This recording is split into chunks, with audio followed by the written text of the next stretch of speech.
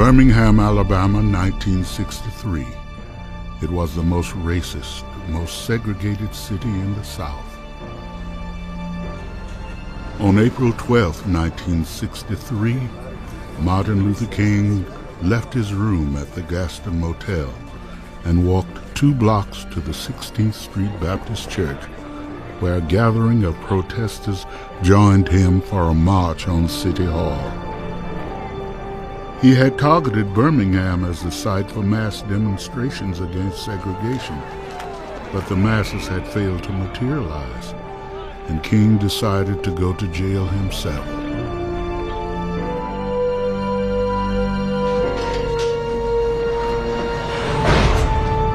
The nation watched quietly as King was placed in solitary confinement. 1963 would mark Dr. King's lowest point as leader of the civil rights movement. It had been 8 long years since his only major victory with Rosa Parks and the Montgomery bus boycott. When I first met Dr. King, the mission he was embarking on was completely unknown to him. He hadn't the foggiest idea where it would lead, and certainly going to Birmingham was a choice of enormous consequence.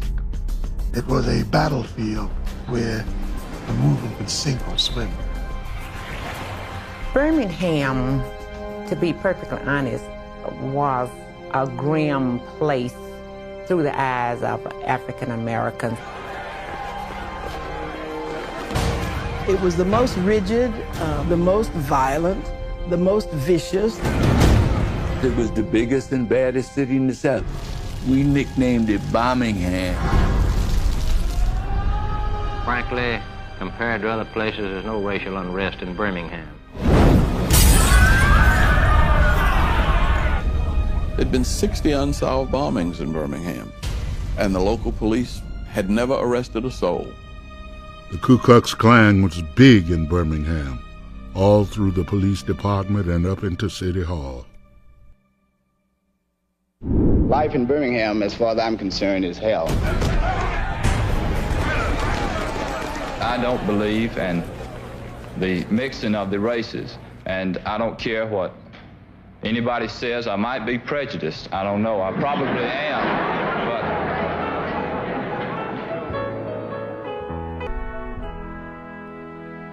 as a kid, I always wanted to eat at Newberry's downtown, and I always wanted a big hamburger plate. Always. We couldn't have that.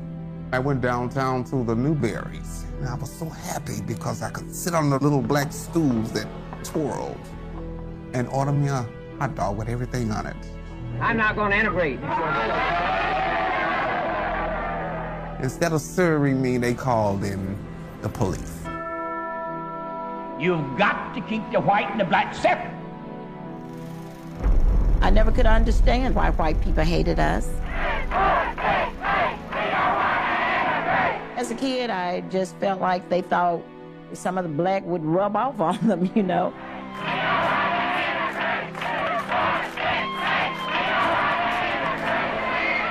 Well, Birmingham is a symbol of hardcore resistance to integration.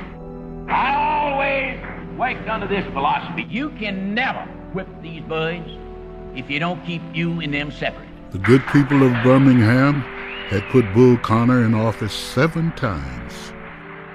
Bull Connor. Mr. Bull Connor was the monster. His title was Commissioner of Public Safety, and his mission was to keep the streets safe for white people. He had a tank. Army tank? White. Under Bull Connor, Birmingham was the closest thing in America to a police state. So the theory was, we need to bring all this out in the open. And if they're going to kill us, let them kill us in the middle of the day, not at night one at a time. Most black people were afraid of the movement. My mom was scared. She would always say, don't make any waves. See, our parents, they couldn't go because they was working for the whites. If they were seen on the picket line, then they ended up losing their job or having their house foreclosed or having their car repossessed. So the parents couldn't do it. As a kid, we always wanted to think that these things would stop soon, and that mom and dad, since they fixed everything else, that they would fix it. We thought that you could just shame the white man into, look how bad you treating your Negroes, you know. But I found out that they were determined not to give 1 inch.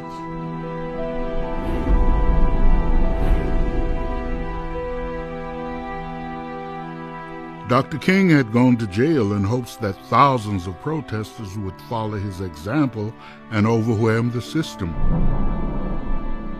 But it didn't work out that way. The blacks of Birmingham stayed home, and the press quickly lost interest. Is he still in solitary confinement? Yes, he is. I think he'll be there for a while. I don't know just when he'll be coming out. One of the last things King did before going to jail was to place an urgent call to a fiery young preacher in Mississippi by the name of James Bevel. Bevel was a secret weapon. He was the brain of the bunch.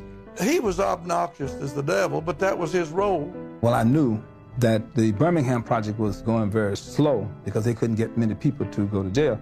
So what we got to do is go out and organize young people. The first thing I said, well, who did this doctor? They told me. Tall Paul was there and Shelley the Playboy, and they agreed with nonviolence. I was somewhat of a crazy guy, I guess. What's up, Bubba? Shelley Stewart, he was the DJ for real back during the day. And he had a red car and had Shelley the Playboy written on. Good goobly woobly. Shelley the Playboy was the mouth of the South. What's up, everybody? No one had a closer relationship with the kids in Birmingham. Make some noise, everybody, make some noise! Woo! Being on the air, you had music, which is the best. But each time you have an opportunity, you talk about freedom. You talk about rights. Didn't take very much to get the kids. The kids knew. They knew. We started with the football players and the cheerleaders and the beauty queens. I was an 88-pound majorette. I got involved in movement because I was talking to a little pretty girl. Ooh, I can see myself wearing long skirts, donut socks. Good morning, little schoolgirl. Good morning, little schoolgirl. We broke it down very simply. Look, you can get hit by a baseball bat playing baseball. But segregation destroys the inside of your mind and your soul, and it doesn't heal that easily. I played football on the football team. I played defensive tackle. Reverend Bevel asked, have you ever wondered why your helmets are always blue and white, but your school clothes are green and gray? He said, you get the equipment that the white schools discard. I'm glad I chose the movement and not athletics. Bevel would turn down the lights and show a movie from the sit-in movement in Nashville. I saw a bunch of coloreds sitting on the stools. They looked like they were just trying to egg on a fight.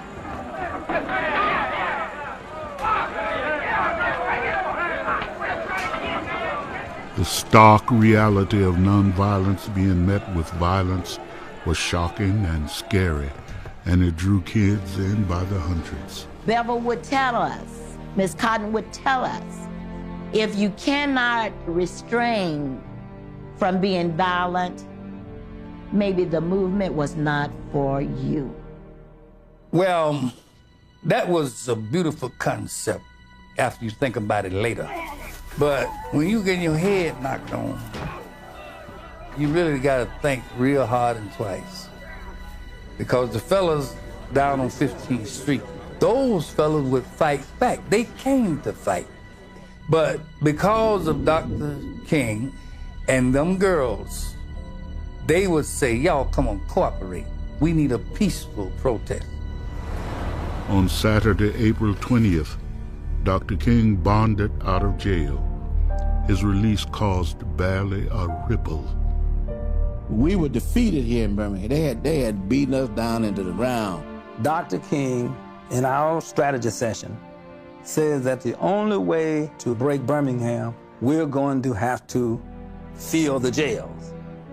So I said, I agree. I absolutely agree with you on that. Now, how I fill the jail is my business. I remember that night, Dr. King speaking, he was trying like mad to get somebody to go to jail, and they just didn't stand. I remember King inviting any volunteers to go to jail the next day, and nobody stood up but us kids.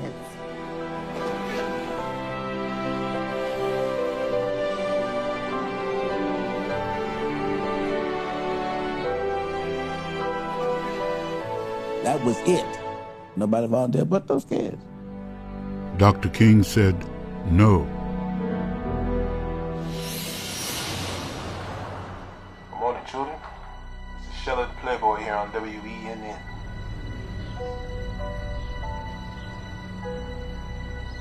D-Day was the day, I tell you.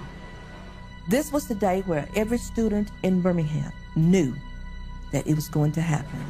But you gotta remember that all of the planning was a secret.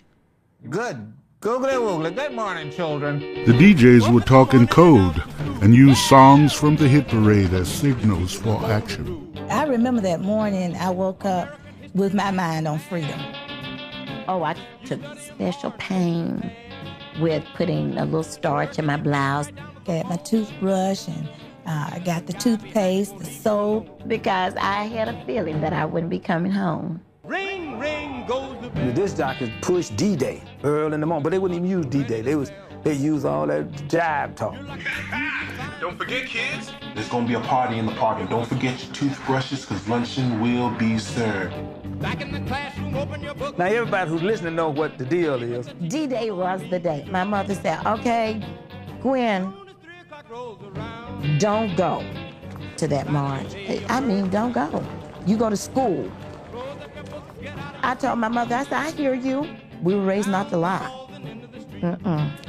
So I didn't tell her a lie and say I wasn't going. I said, I hear you. We would have people picked out. Your job is to turn this fire alarm, turn that fire alarm, get the football team, basketball team, get the cheerleaders, get the band. It was right at 11 o'clock when they arrived. They came up to the fence with a sign that just said, it's time. When we said, let's go for the windows. And I told the others, come on, let's go. And I looked around and, all I could see was my own fanny almost, I hollered back up at those kids, but you said you were gonna go. You promised. And that's when kids started coming.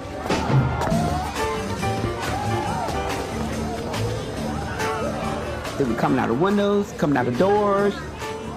It's so beautiful. You wouldn't believe it. Mrs. Story turned her back as we got up. And we took it from there. I wanted to walk out with them, but it was my job.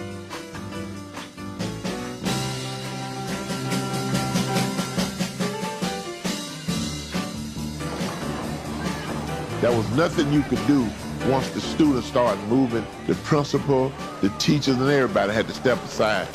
My boyfriend tried to stop me from going, and I walked around the building, and I came right back out there and went out the gate. You have about 2 children left in the class, maybe. Everybody's gone. I'm sure that morning Bevel was nervous about who was going to show up. At first there were a few, then there were hundreds, then there were thousands. We heard that kids were coming in from all over the city. And when we heard that they were coming in from out of town, we got more excited. And I had a cool car, They said, okay, we need you to go out to Fairfield. There's some students outside the classroom that won't go back in. Lo and behold, when I got out to Fairfield, the whole campus was outside of the building, and they all said, we're going to Birmingham. 20 kids climbed on the car, and 800 followed behind it.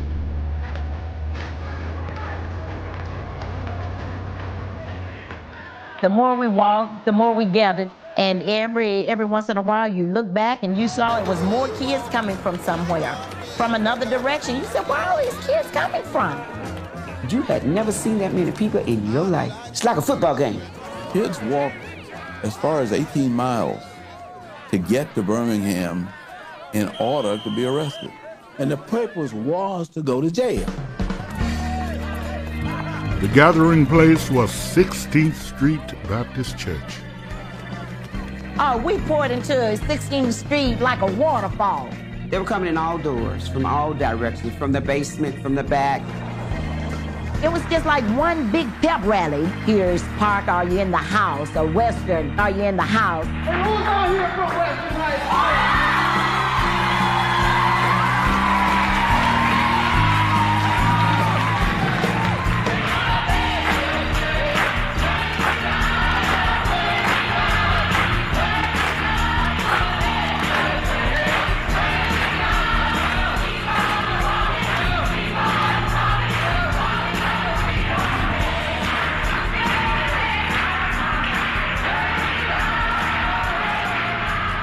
Children were ready. They were ready to hit the streets.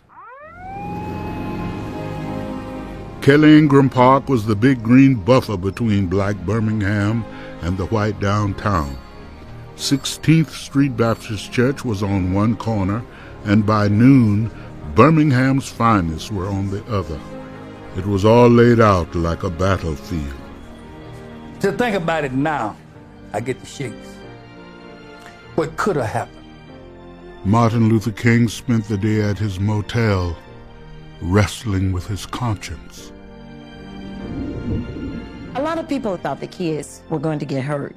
But the reality of it was that we were born black in Alabama, and we were going to get hurt if we didn't do something.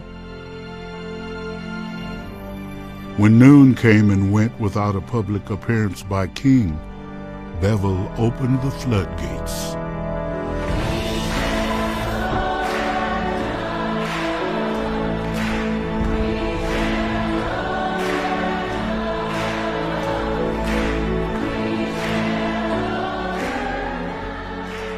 They came out in waves of 50. The first 50 came out, he peacefully arrested him. And, all right, does it. And the next 50 shows up. Then the next 50. He go get some more paddy wagons. They would cram the paddy wagons full of people, and then they would jam the doors shut. Within an hour, the police had abandoned wagons and started to bring in school buses. Fill up a bus, pull up another bus, fill it up. We arrested those kids in wholesale numbers. Bevel timed it so that each group of 50 seemed like the last. And what they didn't know was as the kids were going out of the front door, more kids were coming in the back door. 50. 50. So it's like, when they gonna stop?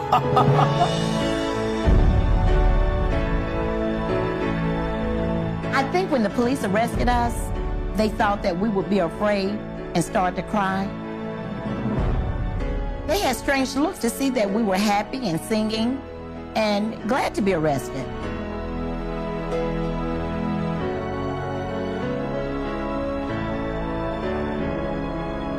It's after about 12 o'clock. So maybe they got 5, 600 students in jail now. I told Bull Connor, we have to take a break. And he walked out in the middle of the streets where the police was. Don't you think we ought to take a break? You need to let your men cool out, we'll cool out. Take a lunch break. And he said, yeah, well, we need a break because my officers have been out here and haven't had anything to eat. And beside, he says, here come the lunch truck. The next thing I knew, they passing out Coca-Colas to him. Bull Connor saw me eating that sandwich. He said, hey, what that nigga do? Soon as the rest period ended, he come back over where we were. They go back over where they were, and they start back to kicking butt. By 3 o'clock, almost 1,000 black kids were under arrest for parading without a permit.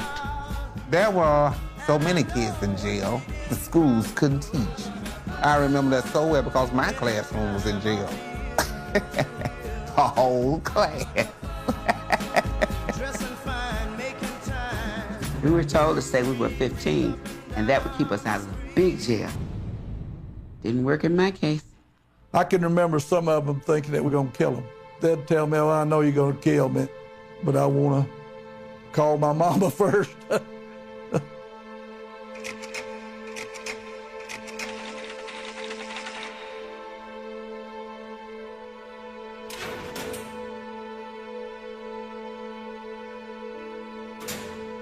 When the children were in jail, the people were pulling them. Dr. King, my daughter in jail. Dr. King, my son in jail. Dr. King, what we gonna do? I mean, parents just all around him talking about their children in jail. Just as calm, just as nice. Don't worry about your children. They are gonna be all right. Don't hold them back if they want to go to jail. For they are doing a job for all of America and for all mankind. My father told me I could not be part of that movement. I had better not go back downtown. He didn't tell me I couldn't go back to church, which is where it all started in the first place, right? Well, in that church, I'd have 2 Birmingham detectives. Well, we had a microphone. We didn't tell them that.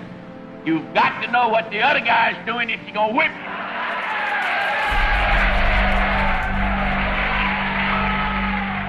Listen up, brothers and sisters. If today was D-Day, tomorrow will be double D-Day. By day 2, the word was out, and more than 3,000 spectators converged on the church to watch. But no one could have imagined what they were about to see. When we got to the park, police was lined up. They were marching. Got ready. Oh, good Lord, I scared to death. And then the officers gave the order to open up.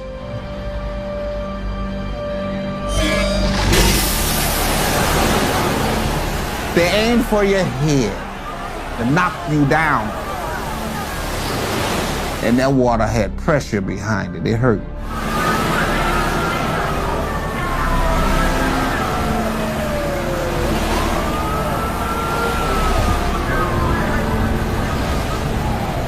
During the meeting the day before, they had told us the policeman might hit you, the policeman might have dogs, they might spit on you, they might kick you. But I remember thinking that no one said anything about water hoses. You could see that the first blast of water dispersed the crowds. But when the water subsided, there were 10 kids still standing. And they were singing one word over and over.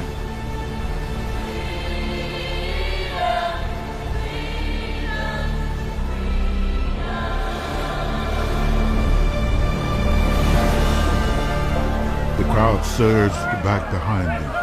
The firemen were suddenly faced with 200, then 500 protesters. Bull Connor standing there with his hands on his hips. Shoot the water on those niggers.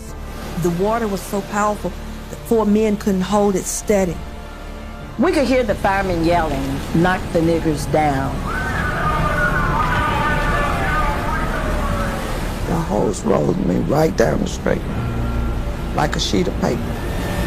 And look, it would sting so bad.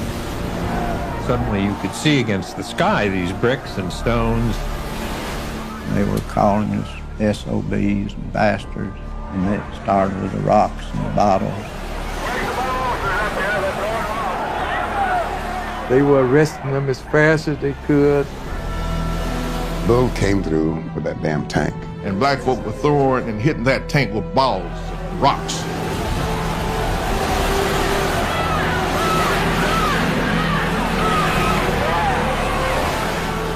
Bull Connor would tell them, "Bring the dogs out."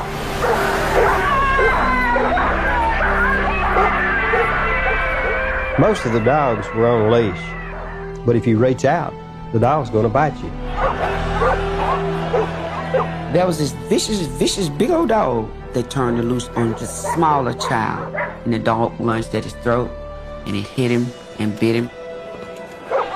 Police had named this black dog Nigger. It was a black German Shepherd. They had nigger trained. Nigger would bite you. A nigger would bite anybody, black or white, didn't make no difference.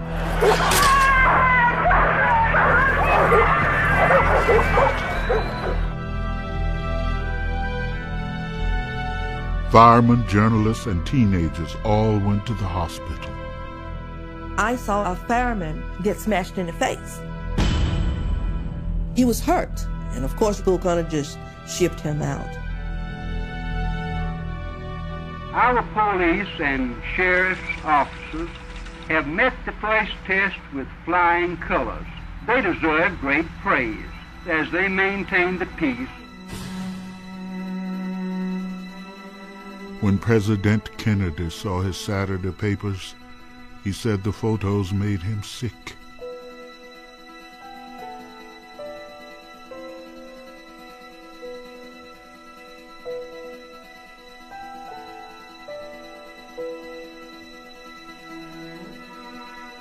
The embarrassment for us around the world. That's when Kennedy called Birmingham. Kennedy had sent word down that if children got involved, that his administration couldn't support that kind of stuff. The president says stop the movement. I don't think so. Well, the Kennedys knew nothing about the South. Why would they? They rich, Ivy League. Kennedy thought we were crazy. He was talking with Dr. King and them about getting these kids out the movement, but it was out of Dr. King's hands. Kids were all over the place. You going to jail today? Jimmy is going. I went yesterday. Why can't I go? I'm going to jail. He's going to jail. We're going to have a party in jail. People are interested in our struggle all over the country. Mr. Dick Gregory will be in Sunday. Dick Gregory came out to march with the kids, and he was the most famous person we had ever seen. I got there 20 minutes before I got arrested. They was already moved out. They rushed me out to the front of the line. All of the policemen started running after them on the motorcycle. I had to run, catch up with them. And a block later, we was all arrested. Some children got out of jail, and they were so excited about it, they would turn around and go right back. My mother said, "Boy, you in jail again?" She said, "Boy, you better stay out of that jail. Those people are gonna hurt you." I said, "No, they're not, because we got God on our side."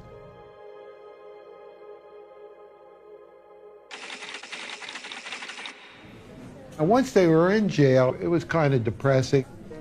It had rats, and it was nasty and filthy. They fed us bologna sandwiches with nothing on it, just dry bread. One sandwich now. Bull Connor demanded that every child be interrogated. They were asking me a lot of questions about, why did you march? Who told you to march? Did they force you to march? After you sit and ask the same 10 questions of hundreds of kids, you begin to say, what am I doing here? What is the end of this madness? We was in there about 2 weeks. About 2 weeks. And we were singing. Oh my God, we'd be singing.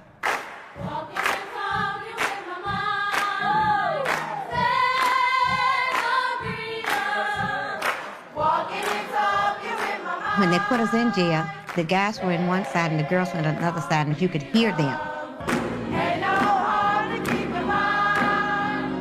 And they would sing songs. Then the girls would sing a song to answer them back.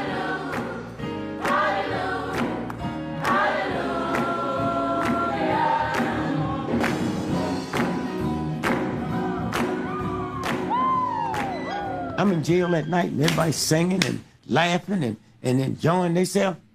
And I see this little 4-year-old boy, 2 o'clock in the morning. I said, "Hey, what's your name?" "How old are you?" He said, 4. I said, "What are you here for?" He said, "Tatum." He couldn't even say freedom, man. The demonstrations continued every day, and every day the movement struggled to head off violence from whites and blacks. I call upon all the citizens of Birmingham, both Negro and white, to realize that violence only breeds more violence.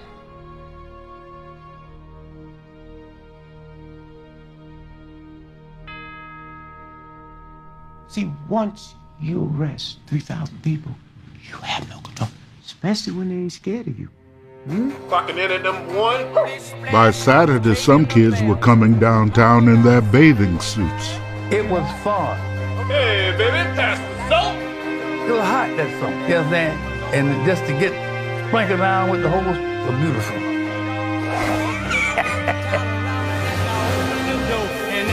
Splish splash, jump back in the bath. Well, how was I to know there was a party going on? There was a splishing and a splash, reeling with the feel, and moving and a groove, and rocking and a rolling. Yeah! The children will be out there shaking. I hear behind a girl. Some went up to the water, put the water on me. Bad. And this young guy was standing there. They were calling them names, talk about their mama and all kinds of stuff. It was funny, but it was stupid. The children were saying, I want to go to jail. I want to go to jail. She got rollers, hair curlers, everything you can think of in her handbag. Why does she have those? For jail. You gotta look good in jail. I want equal rights. I want equal rights. Just like everybody else. Just like everybody else. I want my freedom just like everybody else. There were 800 kids in the hog pens at the fairgrounds. A crowd of parents gathered at the fence, tossing food, sweaters, blankets. When it started to rain, the cops walked to their cars and sat inside, dry. I was wet, and I was cold, and I wanted my mama, and I wanted my daddy, and I was scared. I want my mama, I want to go home. They treated us like they did the livestock. And you know, it really smelled like that too. and you're wet. Children were released at random, sometimes in the middle of the night.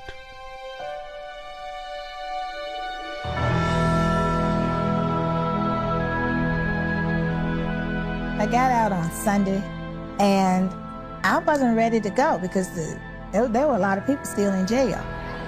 My mom, when I got home, the first thing she did, naturally, she smelled me coming. So she said, oh, girl, you can't go in that house. I need to wash you down. Let's take the hose in. I said, not any more water.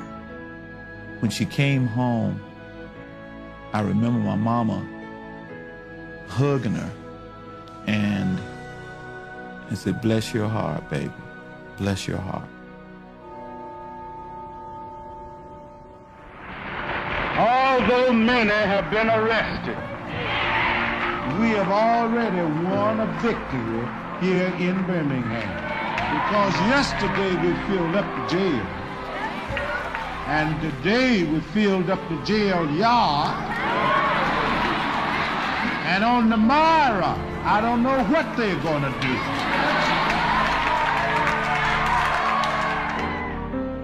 By Tuesday, May 7th, the city of Birmingham faced a state of collapse. 3,000 students were stampeding through downtown in a victory lap. The police had been made helpless. Kids was everywhere, you know what I mean? All down through town. We couldn't stop it.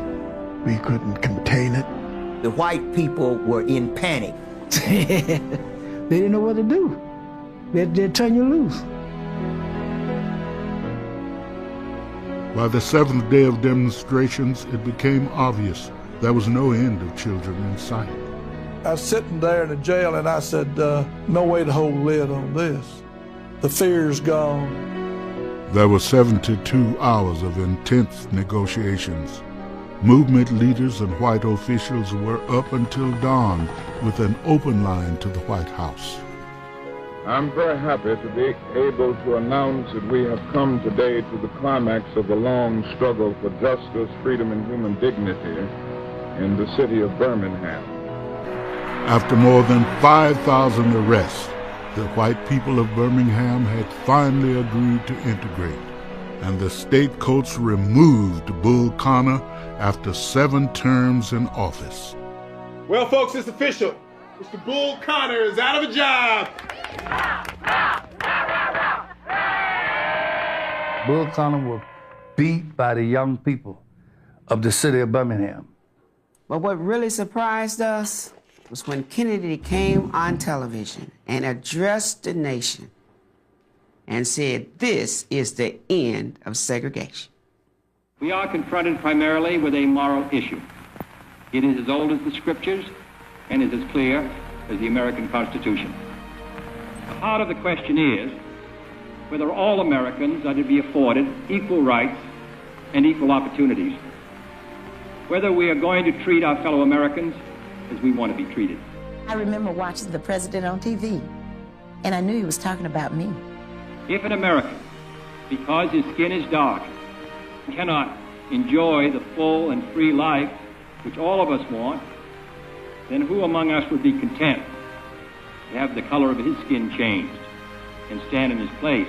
And once he made that statement, it's like tears started flowing. It's like, oh man, this guy gonna preach. And he went on and on and on. Now the time has come for this nation to fulfill its promise.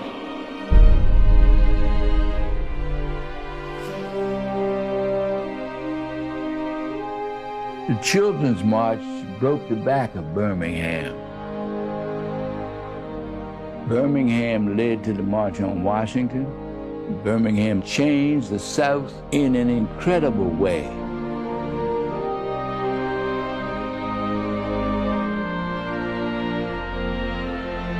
There would be retaliations, riots, and a fatal bombing in the church where it all began.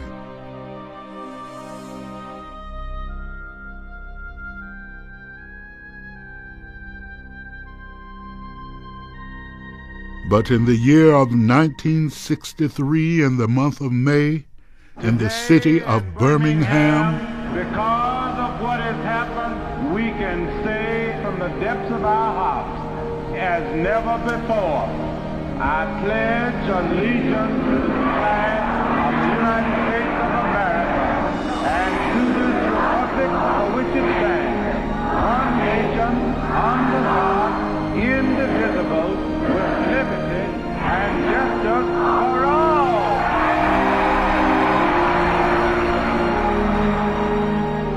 It's really funny to think about it, that the police, the fire department, and the KKK were beaten by us kids.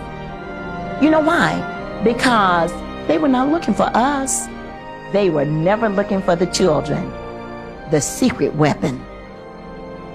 I felt like I was a giant at 15. Yes, the unsung heroes, the children. In the heart of Birmingham, Alabama, a pivotal moment unfolded in May 1963, one that would change the landscape of the civil rights movement forever. Known as the Children's March, this courageous demonstration involved thousands of young black children who took to the streets to demand justice and equality. Their bravery in the face of violence and oppression not only highlighted the systemic injustices they faced, but also underscored the critical role of youth in the struggle for civil rights. Birmingham was a city marked by severe racial segregation and discrimination. The atmosphere was thick with tension as the fight for civil rights intensified. Despite the oppressive conditions, a group of young activists, inspired by the teachings of leaders like Martin Luther King Jr. and the Southern Christian Leadership Conference, SCLC, decided to take action. They understood that their future was at stake and that their voices needed to be heard. On May 2nd, 1963, children as young as 6 years old began to march from their schools to downtown Birmingham. They were met with the reality of a brutal response from the city's authorities. Police Commissioner Bull Connor ordered fire hoses and police dogs to be unleashed upon the peaceful marchers. Images of these children, drenched and frightened yet unyielding, shocked the nation and drew widespread media attention. This brutality became a catalyst for change, forcing America to confront the harsh realities of racial injustice. The significance of the Children's March extended far beyond the immediate events of that day. It was a demonstration of resilience and determination. These young activists understood that their actions were part of a larger struggle for freedom. They were not merely following in the footsteps of their elders. They were actively shaping the future of their communities. By stepping into the forefront, they challenged the notion that civil rights activism was solely the domain of adults. The Children's March also illuminated the interconnectedness of education and activism. Many of the young marchers were motivated by a desire for better schools, fair treatment, and an end to segregation. They knew that education was a key to unlocking their potential, and that the denial of quality education was a form of systemic oppression. Their actions drew attention to the need for comprehensive educational reform, highlighting how deeply intertwined access to education was with the fight for civil rights. As the national media covered the events in Birmingham, the outrage sparked by the treatment of these children galvanized support for the civil rights movement. The images of young children facing police brutality resonated with viewers across the country. This was not just a Black issue, it was an American issue. The brutality faced by these children compelled many to join the movement, demanding action from lawmakers and institutions. The Children's March ultimately helped to build momentum for the March on Washington later that summer, where Martin Luther King Jr. delivered his iconic "I Have a Dream" speech. The legacy of the Children's March is profound. It serves as a reminder of the power of youth in social movements and the importance of their voices in advocating for change. The courage displayed by these children paved the way for future generations to stand up against injustice. Their actions are a testament to the belief that every person, regardless of age, has the ability to impact the course of history. In remembering the Children's March of 1963, we honor the bravery of those young activists who put their lives on the line for the sake of justice. Their legacy calls us to continue the fight against oppression in all its forms. As we reflect on their struggle, let us recognize that the quest for equality is ongoing and that the voices of the young must continue to be heard. It is our responsibility to ensure that their courage inspires action today, reminding us that change is not only possible, but it is our duty to pursue it relentlessly.